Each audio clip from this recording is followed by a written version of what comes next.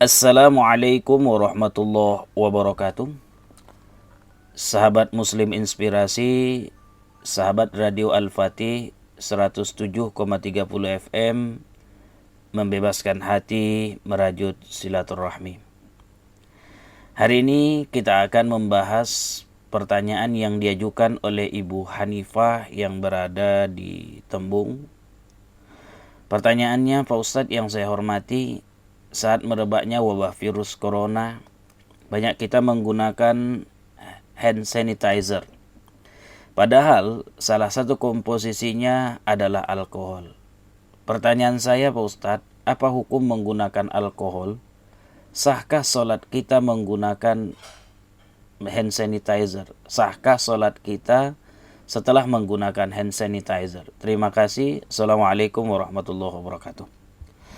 Kami informasikan kepada seluruh sahabat muslim, jika Anda memiliki pertanyaan, boleh diajukan langsung ke WhatsApp Ustadz Rahmat Hidayat Nasution LC di nomor 0812 6328 5180, 0812 6328 5180, atau bisa juga WhatsApp ke manajemen Radio Al-Fatih 107,30 FM di nomor 0821 67 055 123, 0821 67 055 123.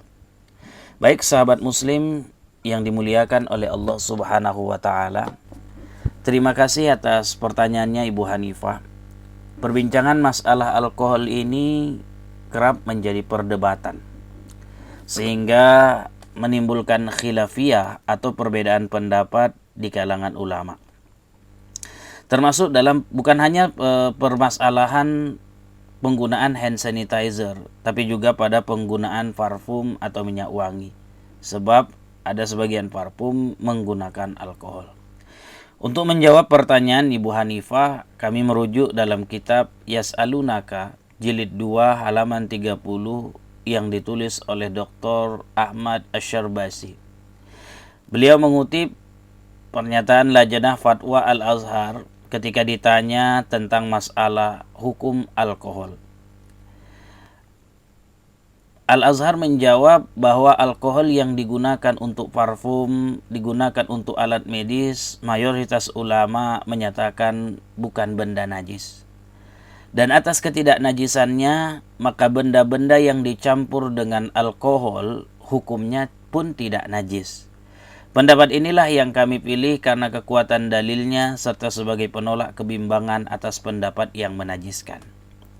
Artinya Ibu Hanifah, jika bahan dasar pembuatan alkoholnya dari yang tidak najis, seperti dari nabati yang bersumber dari gula tebu, gula bit, melasa, atau dari yang mengandung zat pati atau amilum seperti kentang, jagung, dan lainnya, atau bahkan dari bahan yang mengandung selulosa seperti ampas-ampas kayu atau dari umbi-umbian yang mengandung fruktosa dan lignin, maka hukum menggunakannya boleh. Tapi jika bahan hand sanitizer itu bersumber dari yang haram, seperti yang di India, hasil dari kotoran sapi, jelas hukumnya adalah haram. Artinya, jika ada produk-produk kimiawi yang bercampur dengan alkohol yang bersumber dari kotoran sapi, maka otomatis hukumnya haram juga digunakan. Sebab kaidah fikih menyatakan ijajtama'al halalu wal haram ghulibal haram. Apabila berkumpul yang halal dengan yang haram, maka dimenangkan yang haram. Alkohol berbeda dengan alkohol minuman keras. Sahabat muslim, alkohol minuman keras berbeda dengan alkohol yang dipakai pada hand sanitizer atau parfum. Alkohol minuman keras dinyatakan haram karena bahannya dari yang haram dan digunakan untuk yang memabukkan. Sedangkan kalau fungsinya alkohol itu bukan dari barang yang haram dan fungsinya juga bukan untuk yang memabukkan, maka hukumnya adalah boleh. Sahabat muslim, perbedaan pendapat ini terjadi lantaran perbedaan memahami kata rijsun pada ayat yang terdapat di dalam surah Al-Maidah ayat 90. Ya ayyuhalladzina amanu innamal khamru wal maisiru wal ansabu wal azlamu rijsum min amalis syaitan. Ada yang memaknai makna rijis itu dengan makna najis hakiki. Ada juga yang memaknainya sebagai sifat buruk dari perbuatannya tersebut. Nah, kalau pendapat pertama yang memaknakan bahwa rijsun itu adalah najis hakiki, maka yang perlu kita pertanyakan, apakah alat judi, berhala, dan alat mengundi nasib itu termasuk dari benda-benda najis atau tidak?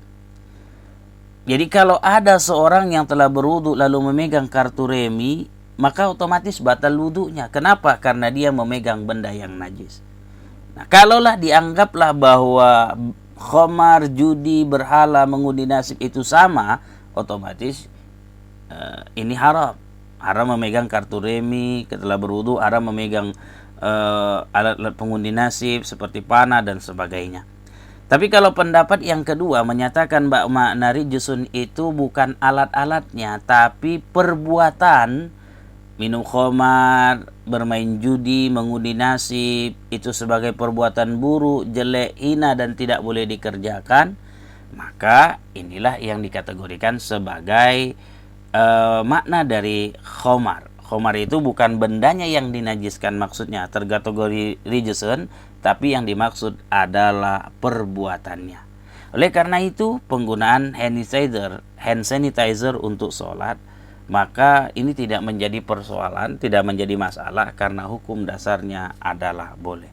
Demikian jawaban kami buat Ibu Hanifah dan sahabat muslim sekalian.